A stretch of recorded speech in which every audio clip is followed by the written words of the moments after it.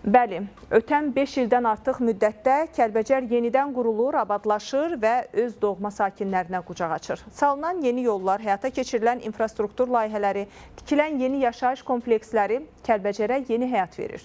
Artıq Böyük Qayıdış proqramı çərçivəsində Kəlbəcərlilər öz doğma yurdlarına qayıdır və ata-baba torpaqlarında qrup yaradırlar. Növbəti köç karvanı elə bugün Tərtər şəhərindən yola salınıb. Bu mərhələdə Kəlbəcər şəhərinə 27 ailə, 113 nəfər köçürülüb. Ailələr Kəlbəcər şəhərində 1-ci yaşayış məhəlləsində daimi məskunlaşacaqlar.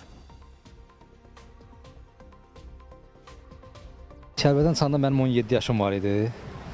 17 yaşım çıxanda Murovda tamam oldu. Nə müsibətlə biz Kəlbəcərdən gələndə mən Murov dağına kimi Kəlbəcərdən piyada gəldik. Çox zülümlərlə gəldik.